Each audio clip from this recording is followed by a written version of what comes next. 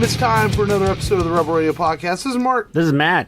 And we are back, but we didn't go anywhere, really. Yeah, no, not really. Just another week. Yeah, just a colder, rainier like week. The need to say, and we are back. Yeah. I don't know. Yeah, because we're back, sort of, on the air. Yeah, on the air. Yeah. We're back on the air. And for all those listening to WBLZmedia.com, welcome. Welcome. To the show. Yes. Every Wednesday on Ironiq Radio at WBLZmedia.com, you can find the Rebel Radio Podcast from 2 to 4 p.m. Central. For you Eastern folks, that's 3 to 5, who right now we are enemies with people in Boston. Friendly enemies. Friendly enemies. The Astros and the Red Sox are engaged in a battle of epic proportions in the American League Championship Series in baseball. And so right now I don't like Boston people. No. Well, nothing personal. Just, we want to kick your ass and go to the World Series. That's yeah, and we don't like that stuff, that shiny stuff on your forearm. You know what I'm talking about. Oh, yeah. Yeah. And Samuel Adams beer isn't very good either. Yeah, it's overrated. Yeah. But so how you doing? I'm doing good. We had 2 wins, this week from, obviously not Sunday from the Astros, but we had an ugly win from the Texans. This is, don't know what's going on in the red zone. This is weird. I don't know. We all know, what the answer is if we ask about it. Just got to coach it better. Denzel Washington as our coach. Yes. And remember the Titans, and maybe he'll encourage them to do better. Like, go get them, son, or something. I don't know. Yeah, like tell someone I had to support my 4 brothers. Yeah. He's like, I thought you were an only child. He don't know that. But yeah, it's been a fun week for sports. On the baseball side, it's at least been interesting. On the football side, J.J. Watt's doing really good. I know we have some people on WLBZ that like sports. So, of course we'll give the sports a nod. So I'm hoping for some more Astros wins this week. I know we'll get them. Yeah. Movie news: Venom's doing well at the box office. Yeah, I saw that. A lot 2 of money. straight weeks. I still haven't heard anything great about it. Everyone says it's not as bad as it seems. Whenever I hear it's not as bad as they make it out to be, I end up kind of thinking, no, it's kind of bad. So I don't know. I'll probably see it eventually. Yeah. But at this point, I don't think I'm going to rush out to the theaters to see it. I'll wait for it on video. I almost, like, if I had the chance, like, this Friday, I thought about, going to go, catch a movie. And I feel like I'd rather see Halloween just because I want to see it. I just want to see how they do it. I hope it's decent. Horror movies, nowadays it's like they, do so many different things. I think horror movies, especially this one, used to be a whole lot better. So hopefully it's good. And I do want to see it, but I do want to see Venom. It intrigues me that the reviews are very mixed, but like you said, it's which way does that swing? Right. How are you going to feel about the film? But that's a good point. Movies coming out. So we always start the show with Download This, where we tell people what we watched, streamed, downloaded this week. So what have you watched or streamed or downloaded this week? I watched a lot of horror movies this week. Not horror movies, horror movies. Hey, whatever you do in your spare time, man, Hey, there is a mix of both that Robert Englund did, star in with zombie strippers. Oh, true. Yeah. But we don't judge here, if you want to watch horror movies. Yeah, horror movies. That's whatever you do in your spare time. Yeah, so I watched John Carpenter's Halloween. I watched... I've never watched the original, like, all the way through. It's funny, I've seen, like, that H2O one. Oh, yeah? But I've never, like... I'm not, like... Not necessarily not a... I want to say not a fan, but I've just never, like, been intrigued by that character. When it comes to horror characters, I like the character we're doing today, Freddy Krueger, Jason... but I never was pulled towards Michael Myers or you like Pinhead. I was never pulled towards that, and which is strange because I tend to like science fiction horror. You would think I would lean towards Hellraiser, but I never really. But I have seen Hellraiser at least, but I don't think I've ever actually. I've seen bits and pieces of '78 Halloween, and And a friend of mine who listens to the show, she's probably spinning around right now going, what? Mark hasn't watched Halloween? Because she actually texted me and said, as we were covering Halloween, I said, no, not this year, Well, we'll cover it and download this. Yeah, so I figured we'll give it a little bit of mention. So you watched the original. Yeah, and, we did mention Halloween whenever we did Escape from New York, because John Carpenter had done Halloween, and then he did Escape from New York. Or was it he did Escape from New York? Halloween was first. Yeah. Halloween was first, yeah. And so he had so much success that it gave him, the notoriety and the credibility to do Escape from New York. And it's a great film. The score, the piano score is really good.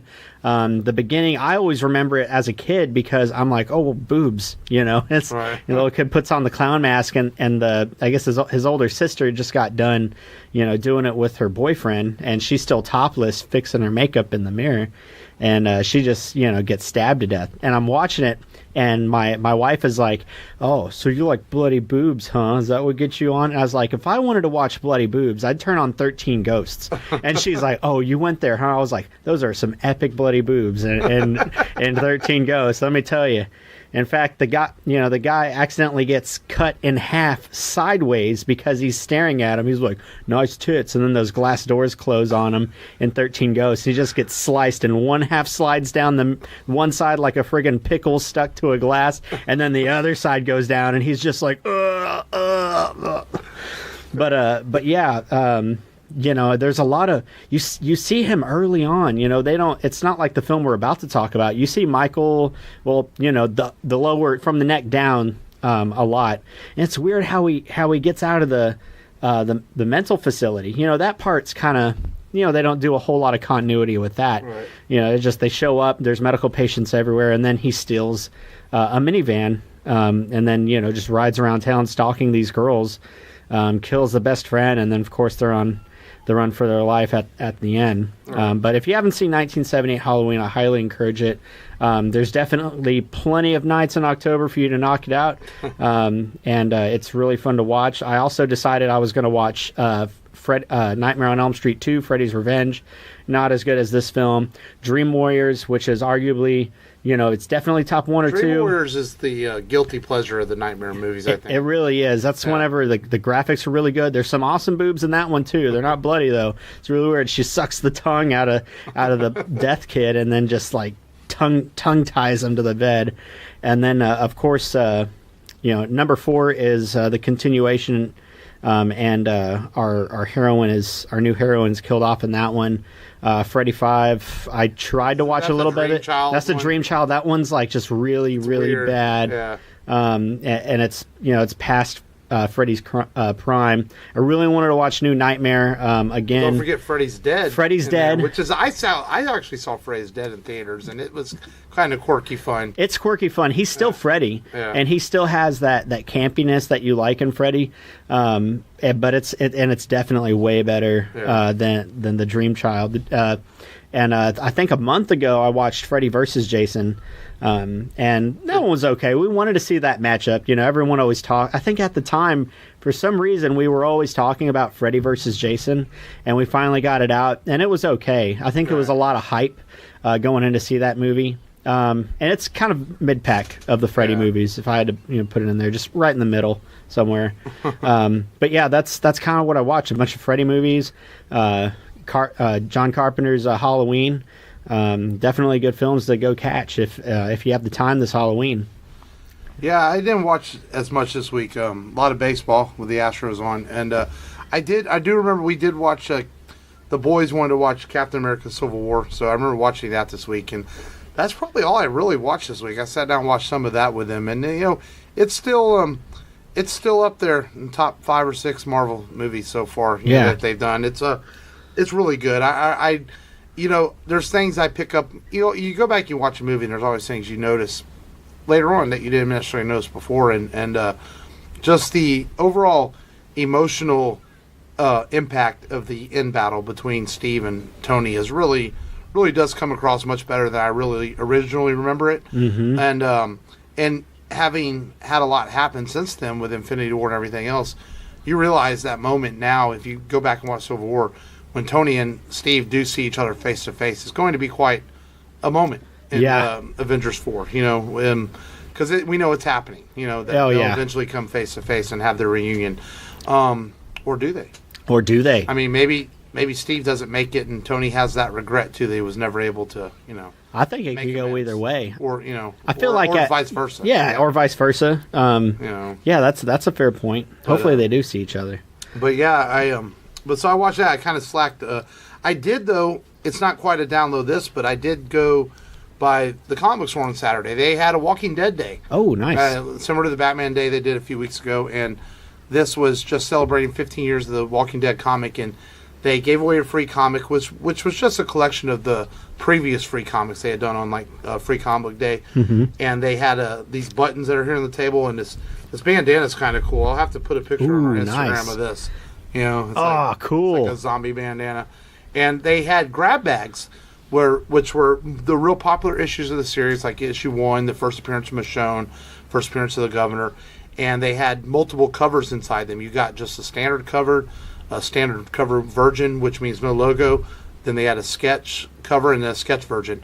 And I decided to grab the first appearance of Michonne, and I got the Virgin colored cover. Is that the one where she has both zombies on chains? Yeah. Yeah, that's a cool one. So I got, and the special variant cover they did for it is J. Scott Campbell did the variant. So that was a little something I did do this weekend. It was kind of spur of the moment. I was like, it's Walking Dead Day. We had Michael's football game, and we went over to the comic store, and we stopped by the grocery store, and that's why I was like, well, recording is probably not going to happen Saturday. That's why we're recording today. You know, and then the Astros played Saturday night, so we had to do that. So so that's it for me on Download This. I did a little adventure of the comic store, too, besides watching Captain America Civil War. So we are doing Halloween Horror Month on the Rebel Radio podcast as we continue our month of horror films brought to you by nobody, just by us. Yeah, just by us. And so today we're doing quite a favorite movie of a lot of people, I think, when it comes to horror. A favorite character, anyways. And that is A Nightmare on Elm Street from 1984, the original Wes Craven classic. I would definitely say it's a classic. Oh, yeah. Even though watching it now, it's you notice it's 80s-ish. Is that a word? 80s-ish? Yeah, it is 80s-ish. And it's campiness. And maybe it's not as good as it once was, but it's still, I think, a classic in the horror genre. Oh, absolutely. You know? And this is a favorite film just in general for a lot of people because it is well acted. It's a well acted horror movie. Oh, they believe in what they're doing for sure. Yeah. And, you know, for people that don't know, I mean, New Line Cinema really needed this film to produce. Yeah, they were about going under. And in fact, this was, you know, New Line Cinema was, you know, it had a running joke that this was the house that Freddy built for a while. So this film, you know, really did good whenever it came out, and it's a favorite for a reason. Mm-hmm. You know, we have people like Johnny Depp, who's their first his first debut. Appearance, and you know, he was, you know, other people that were runners up to that role were Charlie Sheen, which I could see Charlie Sheen, kind of the same hair as Charlie Sheen in the film. Yeah, I guess everyone had that 80s hair. You know, Kurt Russell was gonna, you know, had possibly, you know. Seems like every time we do a movie from the 80s, Kurt Russell was always in the lead for being in the film. And now he's gonna play Santa Claus, isn't that right? Dude, that movie looks ridiculous, but I'm watching the shit out of it. I haven't seen anything, like I haven't looked at. Does he have an eye patch? No, that'd be cool. It's Kurt Russell Santa Claus. Yeah, dude, that's friggin' badass. Yeah. But yeah, the film, you know, this is a film that was highly inspired by Wes Craven's childhood, and you know, you see some of it, you know, about the, you know, Fred Krueger, the bully that, you know, bullied him in school. That he has a little ode to him in Last House on the Left. If you've seen that movie's really jacked up. It's more violent than this film, really. Yeah, Craven has definitely made more violent movies. Yeah, and you know, he does a really good job, you know, taking the experiences they had. Like, you know, he took the hobo, saw a hobo outside of his room, and he just looked at him, and I guess the hobo just kind of felt Wes Craven's eyes on him, and the hobo just turns around and stares, you know, just for what seems like forever, just back at Wes Craven. And, you know, the guy had on a trench coat and a fedora, and, you know, of course, Fred Krueger, you know, comes from his high school bully, and they put the two together, and that's how we came up with Freddy Krueger. And there was a story back then about a kid in, I think it's in Eurasia, somewhere over in Eurasia, like Europe or Asia. A kid did not want to go to sleep, and he had a coffee machine under his bed. He refused to go to bed, and he would take sleeping pills. And then, finally he succumbed to sleep. And after 2 minutes of being asleep, he started screaming, and his family ran upstairs and saw him, and he died. He died in his sleep. And so it's accumulation of all of that into this. So, and it's really pieced together well. Nancy has a lot of layers. Mm-hmm. She's dealing with a lot. Her best friend dies early in the film. In the film, which this is something Wes Craven's done before. In Scream, we see the opening character Tina, and we think Tina is going to be the heroine of the film. Right. Someone that we might see in the sequel, but she's definitely going to be through the film. And he just yanks the carpet out from under the audience, just like in Scream with Drew Barrymore. You could argue that he did it better in Scream, because Drew Barrymore, you could argue, she's going to be the lead over Neve Campbell. Right. But yeah, so Tina, she dies within the first 15 minutes, and it's just a gruesome death. Yeah.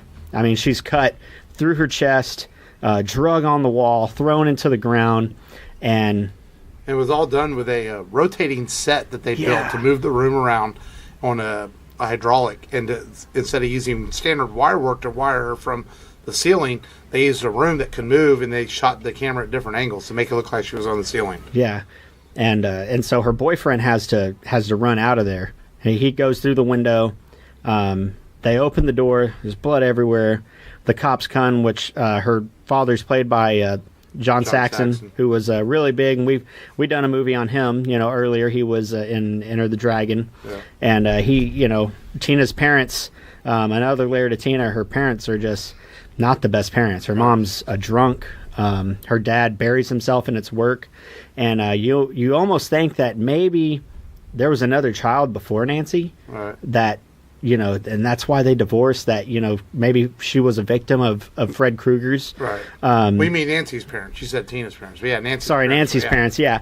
You think that maybe they, she had like a younger sibling or something, because they're split up, and they did choose to act on, I'm sure a lot of people. Well, it's funny you mentioned that. Yeah. Because in early versions of the script, and I think I saw in the novel version, mm-hmm. there are mentions of other kids. Yes. That were taken, and I think she did have a brother or sister at one time. Yeah, but at the time, there was a lot of talk about, pedophilia and human mm-hmm. trafficking at the time, and this movie, the directors and the producers, they didn't want to get caught up and the scrutiny that might cause on the film. So originally Freddy was a child molester, not a child murderer. Yeah. And in the 2010 remake, they did make him a child molester. Yes. Yeah. They do focus more on that aspect in the 2010 remake, which is probably at the bottom of my list. Oh, yeah. It's like I thought the guy who played Rorschach was going to do a pretty good job. Yeah, well, he did. Yeah. But the rest of the movie wasn't. Yeah. The rest of the movie wasn't. But So they're split up for a reason, and maybe that is the reason. It could very well be. Yeah. And so we go from on this, and she's in school, and they've all talked about bad dreams they're having. Bad dreams that they're having. Similarities between them: knives for fingers, scratching on the glass. I think the next dream is whenever Nancy wakes up in school, mm-hmm. and she sees her friend in a body bag, a clear body bag, I think, and she's being drugged down the hallway. Right. And we still haven't seen Freddy, really, not much. In fact, we only see him for a total of 7 minutes in this film. Yeah, he's not in a whole lot. Yeah, you figure. But we get a good look at him in this scene, though, in the factory where he's dragging her. Yeah, in the factory, in his boiler room. Yeah. And the hall pass monitor, or whatever she is, whatever the lady's like, you need a hall pass. Yeah. Turns into Freddy, and then goes into the boiler room, and this is probably one of the freakier scenes. I don't think it's the scariest scene. I don't know if it's the scariest scene. It's definitely one of the freakiest ones, because there's a friggin' body bag next to you, and then she wakes up in school. Maybe situationally, you're in school, you think you're safe, but you're not. You can't run from your nightmares. And that's the thing. You know, these people, they're all trying to run from Freddy, but you can't run from your nightmares. Right. You have to sleep sometime, right? So it goes on, and what happens? Okay, so the boyfriend, they capture him. They captured him because she went to school that day, and he ends up getting killed in his sleep.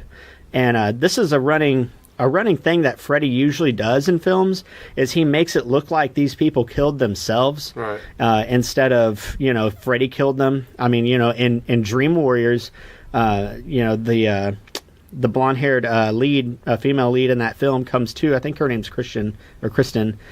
She comes to, and she's slicing her wrist after her mom wakes her up. In this one, it looks like he hung himself. Right. You know, and after, it looks like, you know, he butchered his girlfriend, Tina. And, you know, Nancy's like, he wouldn't do it. He wouldn't kill himself. He didn't kill his girlfriend. And then, you know, all this fear is making, you know, Freddy stronger. So, you know, Freddy appears more apparent in her dreams. And she tells, you know, Glenn, she's talking to Glenn back and forth on this, and she's like, you know, she has to tell him not to fall asleep. And so she's calling over. Her parents don't want her talking to him because of what happened with Tina and everything. And so they take the phone off the hook, and this is they use the rotating room again. Right. And this scene was really crazy because whenever they filmed Glenn's death, the blood swirling around the room got onto the electronics. It was a hazard for a lot of the crew members, but it's one of the most gruesome deaths. And it's uncharacteristic of Freddy, because Freddy was big on, you know, like we just talked about, making it look like someone did this to themselves, or it was an accident, something like that. But Glenn just dies in just some gruesome way. Yeah, I think there's like 30 gallons of blood for this scene or something like that. It's a ridiculous amount. Yeah. And, you know, he's just friggin' incinerated or carved up, whatever. I don't even know if they find the body. Yeah. Because I think in the original script he was supposed to rise back up from the bed, but I don't know how it would have continued after that. Yeah, so, they tried filming it and it just didn't look right, so they scrapped the idea. Yeah. So then, you know, her dad's across the street investigating, and she tells her dad she knows who it is, and he needs to be here 30 minutes after midnight. So she sets all these traps. It's like Home Alone, but you know, but it's against Freddy. Yeah, and when I was watching, I felt like the movie's moved at a good pace the first hour, and it's letting the story unfold, and then it just sort of like has a quick. It ends fast. Yeah, the last 30 minutes of the movie. Yeah, where she tries to go where she's going to trap him because she figures out that she's got to try to bring him into reality. Yeah, she got to try and yank him into reality, and she sets up a sledgehammer. And whenever she sets up the sledgehammer, on in the trap door, the little spring. I forget what makes that. What she set up to make the sledgehammer go down, but it was very reminiscent of Home Alone. And then she puts gunpowder in a light bulb, which I don't even know how you do that. Right, without it getting too hot or yeah. So, she puts it in there. Luckily, she doesn't blow herself up setting up that trap. And she sets up a tripwire, and she goes to sleep. Sets herself a ton of alarm clocks to go off. And Freddy doesn't come with her whenever she tries to bring him back into the real world. But then all of a sudden he appears, right. and she leads him through the house. She's beating the hell out of him. She breaks the windows. She's yelling for help, and she's able to set him on fire. Right. And he runs down to the basement. The police are able to come in. Her dad comes in, and then he's nowhere to be found. And all of a sudden, he's like in her mom's room. Yeah. And burnt, her and John Saxon, her dad, John Saxon plays her dad. They're looking, and the wife just dies, I guess, and sinks into the bed, and the bed's like flashing like a strobe light. And then whenever her dad leaves, and she's still in the house, she realizes that Freddy is feeding off of their fear, and so she takes it away, and that leaves him powerless. And then he disappears. Wes Craven wanted Nancy to be different than a lot of other females in a lot of horror movies, and we do see that here. She's strong. She fights back. She doesn't trip over something, or unfortunately, she doesn't lose her shirt. And the girls don't fly everywhere like in Scream. Or was that Scary Movie? Was that Scary Movie? That was probably the Scary movie. But yeah, so she fights back, and she's different. And Wes Craven intended the film to end with her and her mom just kind of smiling, walking outside the house. But then the producer felt like they need to really make it look like there was a sequel. And so, Nancy gets in the car with her friends. They're driving away. And, Freddy is the car. And then Freddy's hand comes out of the window of the house and grabs her mom, presumably killing her. And it ends. Yeah. And it's to be continued after that. And, Right. But, we don't see Nancy again until Dream Warrior. She's not in Freddy's right. Revenge. But, and that's how the film ends. Yeah. Very, very, very conflicting scenes. But yeah. And the movie, and that's where the movie kind of maybe has its faults, is that it doesn't seem focused at times. Like you said, the way Freddy kills and the way that this plot unfolds. Like, there's no real explanation of where he got these powers. Yeah. The parents, like, your mother explains to her that he was a child killer that we chose to murder. But, like, okay, so where does he get these powers and this ability? Exactly. There's no explanation for it. And I know in later films they kind of try to explain it, but the mythology of Freddy was never really solid and set in stone. But what makes this movie work, though, is Wes Craven's directing, who makes scenes really moody and memorable, really good kills in it, and Robert Englund. Robert Englund. We're doing Nightmare on Elm Street, and we haven't even mentioned. Yeah, we haven't even talked about him. Englund originally, a lot of the script had very little dialogue in it, and he allowed Englund to improvise a little bit in this film. And of course, as further films went on, Englund really developed the character and gave him his campiness. But in this movie, originally he had hardly any lines. That Freddy was going to be a silent killer the whole time. But they felt that he needed to have a little more personality, and they let him have a few lines. And the lines that he does deliver are really kind of brutal and cheesy at the same time. Pretty cryptic. He's probably the least campiest in this film. Yeah. Because this film is more of a horror film than the others, in my opinion. Obviously, they're all horror films, but it focuses more on the brutal aspect of Freddy. And they don't make him seem too campy in this film, but it definitely becomes a running effect. I think they saw a little bit of that campiness, and they're like, hey, we want more of that. And probably not until New Nightmare, which Craven came back for, did they bring him back to this original idea of Freddy. Yeah. And he was also supposed to be a lot more gruesome, a lot more sores and things come off his body, but they couldn't get the makeup to work. Yeah. Wes Craven's original vision for Freddy was a lot more disgusting, a lot more violent. He also chose to give him the glove because he wanted to be a simple weapon, but was believable to be used. He didn't want to be a typical horror guy with a giant machete or swords or guns. He wanted it to be something a little bit more simplistic, I guess was the words I think I read they used. Yeah. And Robert Englund actually cut himself putting on the glove for the first time.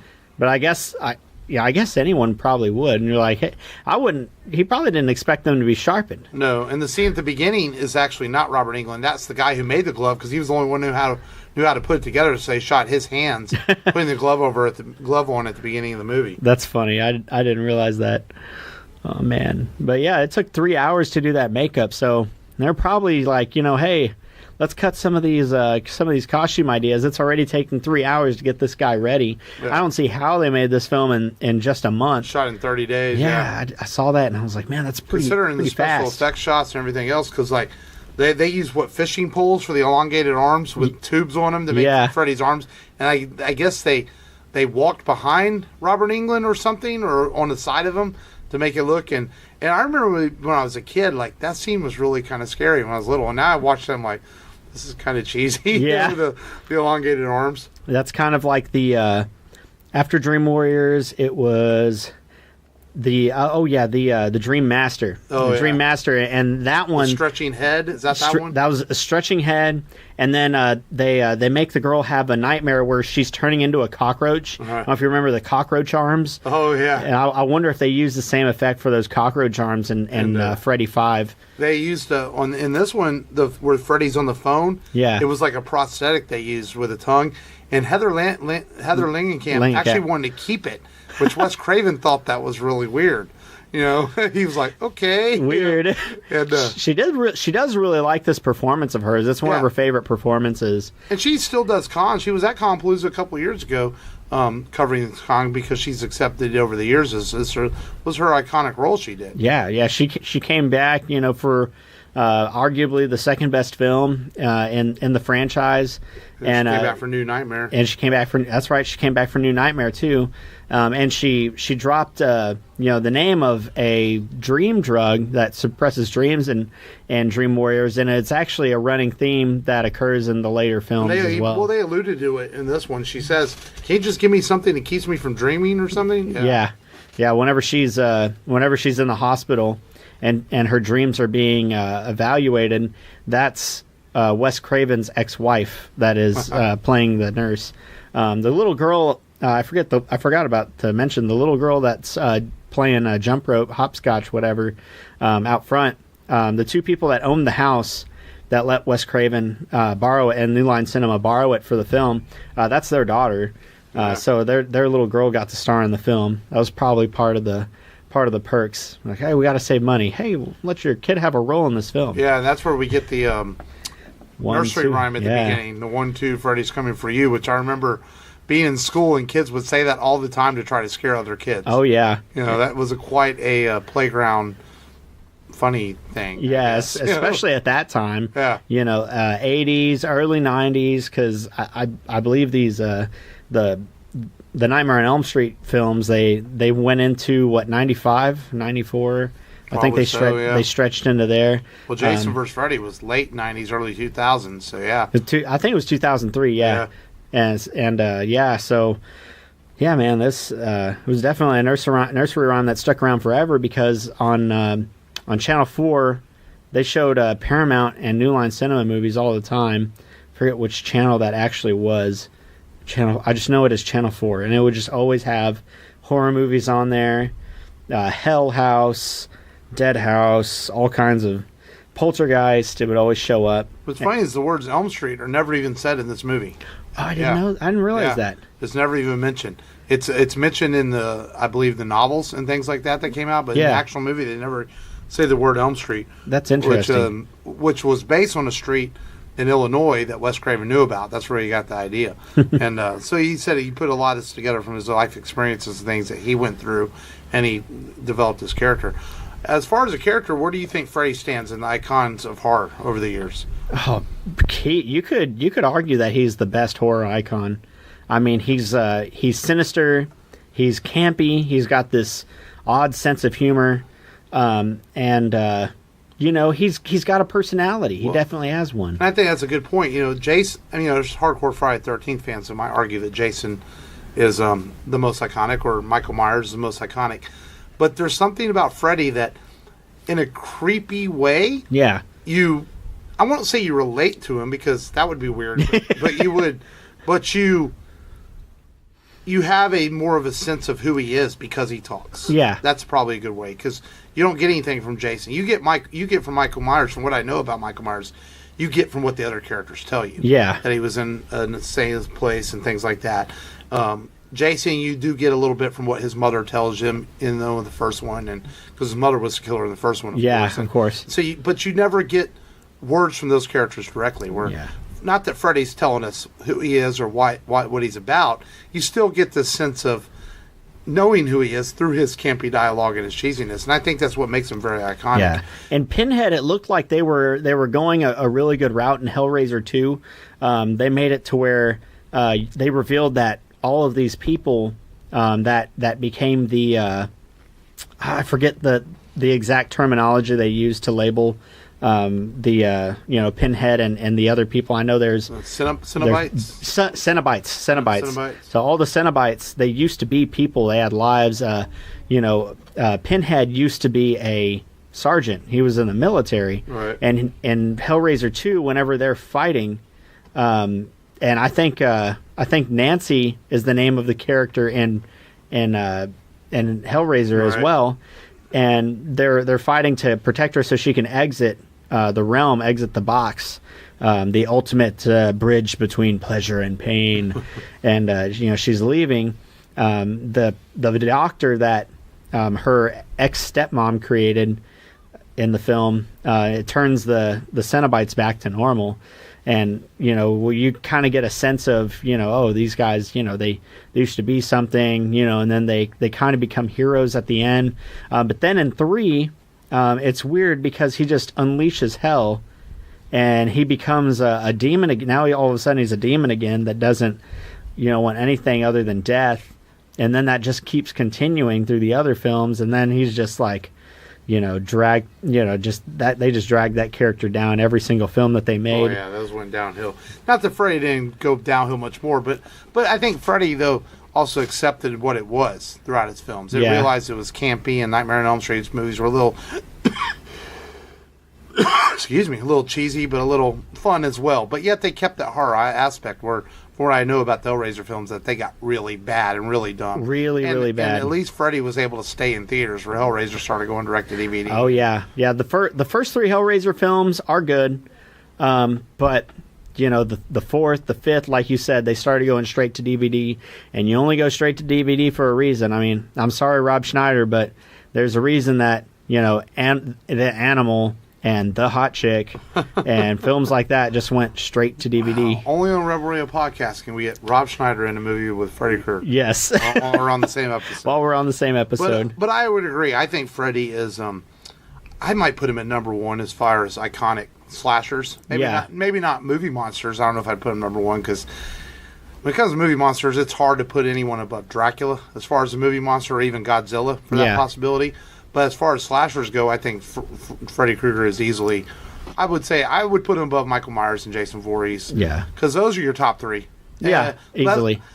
I know you're doing Leatherface for Halloween and you're a big Leatherface fan, but I still think he's sitting at 4. He's maybe even 5. Maybe Pinhead might even be above him. Yeah, he gets credit for being the first slasher. Right. But his popularity isn't as big as the other ones. No, it's not. It's if you're a film lover and you know the history of the films, then Leatherface and you have a little bit more appreciation for him. But he hasn't been done right in a while. I mean, the first film was really good. Second one's not bad, and then the third one's just weird as hell. And everything I've heard about these Platinum Dune reboots that I haven't heard anything good about them. Yeah. Most people say these Platinum Dune reboots have been just trying to cash in on the character, and none of them are really, like, they've had moments, but none of them have been really properly done. Pretty much. The 2003 remake wasn't bad from Leatherface for the Texas Chainsaw Massacre, and they do kind of keep it similar, but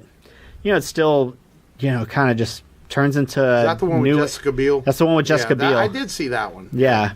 But it's still, it focuses more on the gore, a little less on the characters. But that's probably the best remake that'd been done. There was one that was made with Matthew McConaughey and what's her name from Renee Zellweger. Renee Zellweger. Yeah. And that one wasn't even that great. Was that a remake, or was that like Texas Chainsaw 4? That was Texas Chainsaw. A new new beginning or something like that. Right. Yeah, and they tried to make one, and it's like 94. It was made in like 94. A young Matthew McConaughey, he's crazy as fuck in it. Yeah. But it fell short. Texas Chainsaw 3 is probably one of the worst. It's like the acting is horrible, and like the trailer is just so friggin' over the top. Right. I mean, a silver chainsaw gets thrown from the lake by this mysterious, corpse hand, and then Leatherface catches it, points it to the air like he's friggin' Thor, lightning strikes it, and he turns around, it's like, vroom, vroom. It's like, Texas Chainsaw 3, the saw is family. And I'm like, what? I'm like, all right, maybe you guys know this is a bad film, and you're like, hey, let's just have some kind of fun with it and see what happens. It's like, man, it was still bad.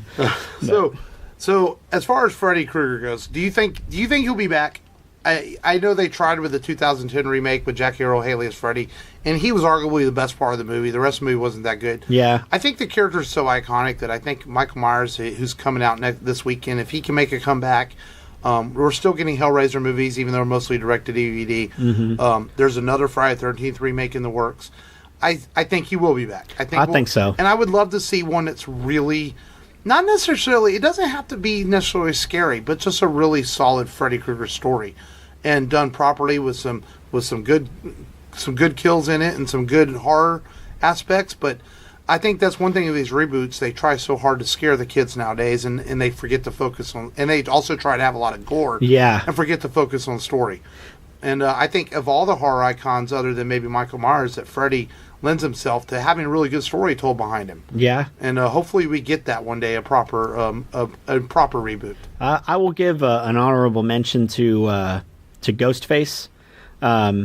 Even though, like the original Ghostface was the best, because It's like the film circled around like things you don't do in a horror film, and so I really like that aspect of it, where it was kind of a play on itself, on its own genre, and an interesting kill, in the beginning. I mean, Drew Barrymore's gutted and strangled by her own intestines.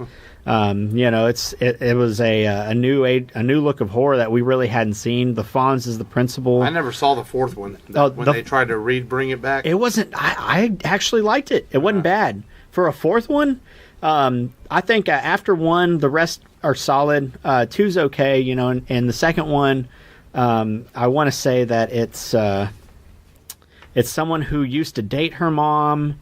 Yeah. And then they turn on her in theater class. I saw the 2 and 3. I just never saw that fourth one. Yeah. And then the fourth one is her sister. That was just a few years ago, right? They tried to bring it back. Yeah. Yeah. The sister tries to get fame too, and she comes back.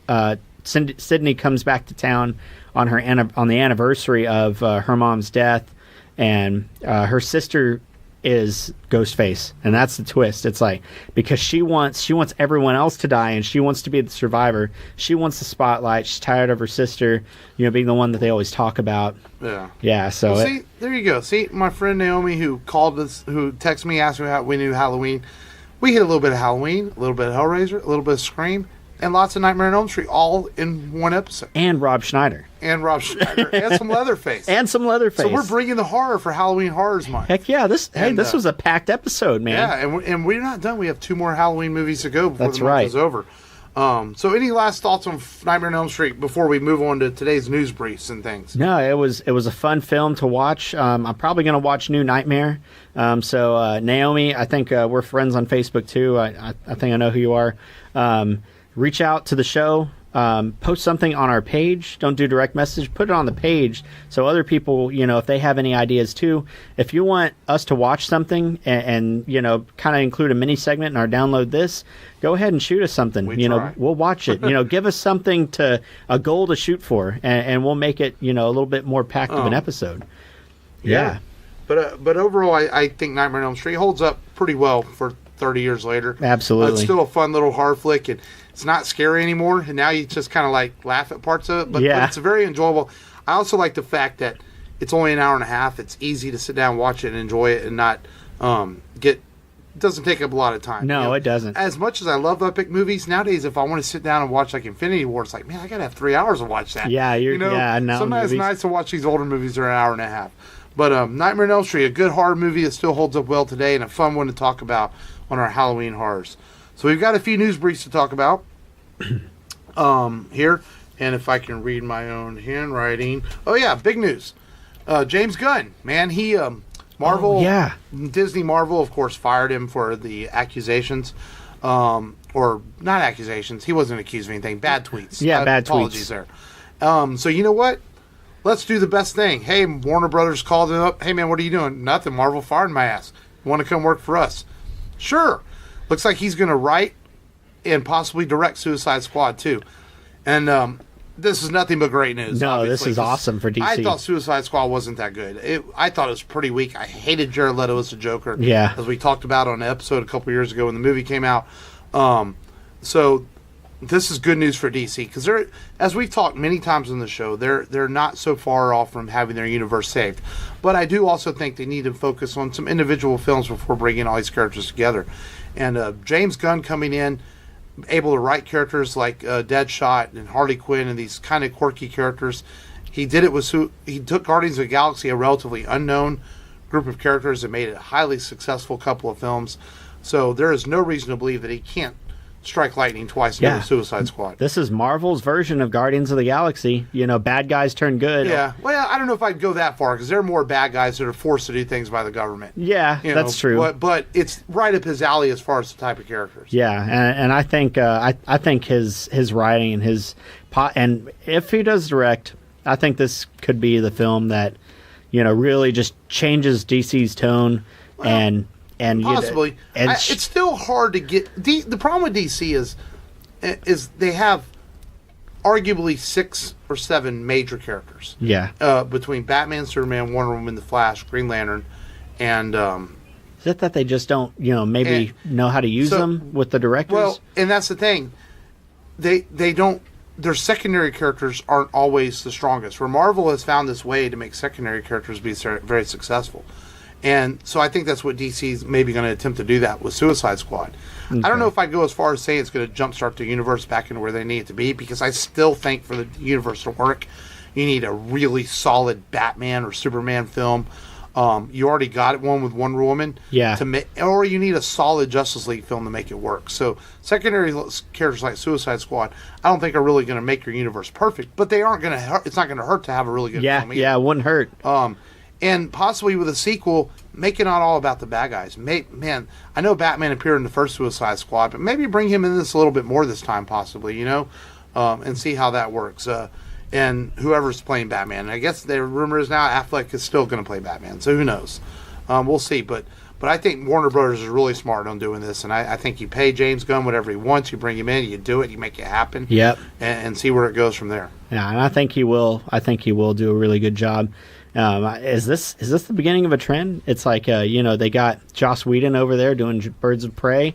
You've got James Gunn over here. It could be. Who else are they going to bring over, man? Yeah. Are they going to bring Farbow? Is Farbow going to come over? He's too busy doing Star Wars. Yeah, that's true. You know, that's true. He is. Mandalorian. Maybe Wahidi come over here. Maybe. We'll see. We'll see. But yeah, that's really good news. I'm excited. I hope to see something good come out of Suicide Squad 2. And Aquaman looks great. And, you know, I have all the faith in the world that Wonder Woman 84 is going to be good too. Because Patty Jenkins made a remarkable first Wonder Woman film. And, you know, I know people say that ending of Wonder Woman's a bit of an action fest, but I really liked that movie a lot. I thought it was really well done. So hopefully DC gets back on track and James Gunn helps him out. Now we're going to talk some Marvel, though. Yeah. A couple of brief things. First, Iron Fist was canceled after 2 seasons. I guess the ratings for the new season that just went on Netflix last month weren't where Netflix wanted it to be. You know, people were shocked. I'm not shocked because I haven't watched it, but everything I've heard is it's just not as good as the other Marvel TV shows. It was a lesser-known character. Let's be honest. Everyone wants to see Heroes for Hire. Yeah. You want to see a Luke Cage Iron Fist show, and maybe we'll get this. Maybe Iron Fist will continue on the Disney streaming service, but not a shocker to me because Disney. We all know that they control this, even though Netflix has the rights. They want to eventually get things on their own streaming service. Mm-hmm. But Disney's not stupid either, and they're not going to cancel stuff like The Punisher and Daredevil that are doing really well for them. Yeah, that's true. We'll see. You know, maybe the show's canceled, but you know, maybe they don't recast. They haven't said anything about recasting the character, I don't think. No. Yeah, so you know, maybe we do get Luke Cage and Iron Fist in the same, you know, in the same scene. Because they've officially announced the season 3 of Luke Cage. So, yeah. Maybe you bring Danny Rand into season 3 of Luke Cage, and the Iron Fist story continues. And that's true. That would be nice to see it happen. So we'll see. In other news, not really a surprise, but it's good news. Ryan Coogler is going to come back to write and direct Black Panther 2. Obviously Black Panther was highly successful. top 5 at the box office of all time, behind a little movie called The Force Awakens, Avatar, a couple other films. It's right up there. Yeah. Hugely successful film this year, so why not bring it back? So your phone's going. Bleep, Yeah. bleep, Bleep, bleep, bleep, bleep, bleep, bleep, bleep. So, as much as I think Coogler's a great talent. Creed was fantastic. He is. Fruitville Station was a great. Black Panther's great. So Marvel, smart of them to keep him in there and bring us back to the world of Wakanda again. If it ain't broke, don't fix it. That's right. So I'm excited for that. And then I guess the Black Widow movie's official now. Yeah. Scarlett Johansson's apparently getting $15 million to play Black Widow 15. in her solo movie. It's hard to argue with Marvel's success, but Scarlett has not had her own personal success leading films. That's true. Lucy was okay. Ghost in the Shell was okay. But with the Marvel logo on it, it makes it different. Yeah. According to a lot of memes on the internet. Yeah. So we'll see. I mean, I'm all Scarlett Johansson can make movies all day. I'm happy. With Yeah, it. I'm happy. I think we've got to see Hawkeye in here. Yeah. Maybe we will find out what happened in Budapest. Was it Budapest? Yeah, we'll see. Yeah. I mean, I fell in love with her back when she showed side boob in The Prestige. So That's true. Let's do it. Yeah, man. Bring more ScoJo. In fact, if you remember, back when the Rebel Radio podcast was an internet radio show back in 2006, do you remember Scarlett Johansson was our unofficial babe? I think Remember so. we had little memes and stuff on our MySpace page back then? Yeah, and yeah. We put like Photoshop T-shirts on it that said Rebel Radio rules and stuff. So we're old school fans of Scarlett Johansson. That's funny. And I think we did a little Wayne's World esque thing to it. I think we did. Too. Swing. So hey, more Scarlett Johansson. Yeah. All right, well let's preview our next movie, and we always play the trailer for the movie on the podcast. You're not going to understand this trailer because it's in Swedish, but we're going to do a little movie from Sweden that came out about not that long ago, 2008 if I remember right, called Let the Right One In.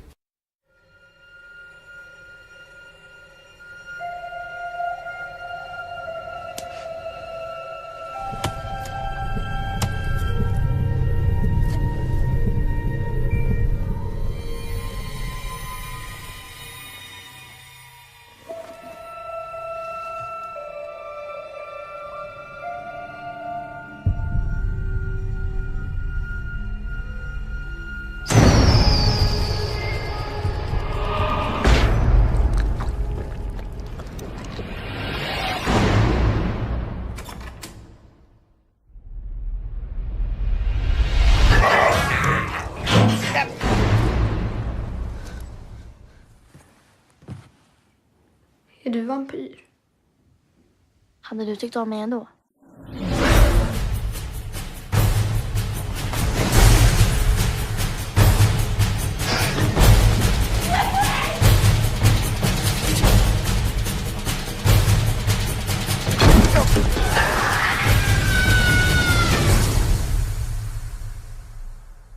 Vill du bli ihop med mig?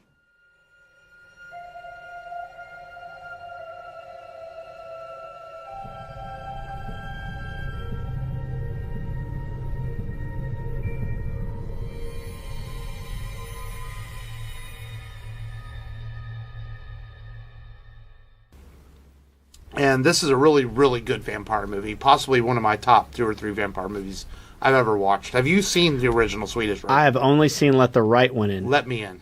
Yeah, Let Me In. Let Me In. Let Me In was the American remake, which is directed by Matt Reeves. And it's really good, too. Yeah. It's almost shot for shot the same movie. There's some slight differences. I've actually read the original book, too, for Let the Right One In. And it's really good. I'm looking forward to this movie, and you're gonna enjoy watching it. It is Swedish, so it's a foreign film, but it's really good. And I wouldn't be surprised at all if you decide to watch Let Me In too this week, because you might want to compare and contrast. Oh, that'd be cool. Because I think Let Me In is still on Netflix, if I remember right. I may do the same thing. It's been a while since I've watched. I've actually only seen Let Me In once. Me and Mary saw it in theaters, and I never did watch it again because I thought it was okay. Because the Swedish version is better, and I had seen the Swedish version first. Mm-hmm. So this is going to be a good film to talk about, and you're going to look forward. I look forward to hearing what you have to say about it, because as you know me a long time, there's a lot of foreign films I really like. And, of course, we did Hardboiled on the show, which is the one foreign film we've done so far. Well, I guess you could count Akira as a Akira is a foreign film. So, in foreign films, sometimes people think, oh, I don't want to watch something that's subtitled. It's such a shame because sometimes that's such a bad stigma to have because you can miss out on a really great film. You really do. By not watching it just because it's not in English. There's some really good movies out there that people don't see. So next week on the show, we're going to talk Let the Right One In as Halloween horrors continue. And we're going to talk some of our favorite vampire movies also on the show, I think, to go with it. So that'll be fun. So it's on Hulu right now. So if you haven't seen Let the Right One In, go to Hulu and watch it. So you can be ready for us next week when you listen to the show. Because I know Let the Right One In is a movie a lot of people probably haven't seen. They're probably more familiar with the Chloe Moretz remake that she did, which is good too. Yeah, it's a good film. And directed by Matt Reeves, who went on to do Dawn of the Planet of the Apes and War for the Planet of the Apes and Cloverfield. He's a good director, Matt Reeves, so he made a good remake.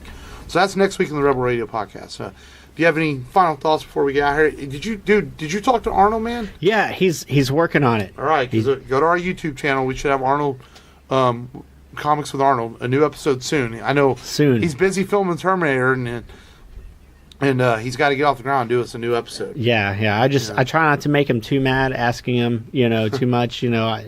He gets, and sometimes he gets so mad you can't understand what he's saying. Yes. So I was like, okay, just hey, whatever, at your own convenience. Yeah, exactly. Yeah. So and go to rebelradiopodcast.com so you can find the link to our YouTube channel, our Facebook, our Twitter, and all our social media accounts, and follow us. As I always say, buy a T-shirt while you're there. Yeah. I hopefully will have new ones with our new logo up by the end of the year if I get off my lazy ass and do it. And it takes some time to sit there and do the design. But until next week on the Rebel Radio Podcast, enjoy your week, and we hope you enjoy the episode. And remember, go to Hulu to watch Let the Right One In for next week's episode as Halloween horrors continues on the Rebel Radio Podcast. As always, this is Mark. This is Matt. And just go there and do it. Hey, you're listening to Rebel Radio Podcast, and this is Jay Muse. Snooch to the nooch. Go there and do it. This is James O'Barr on Rebel Radio. Thanks for listening.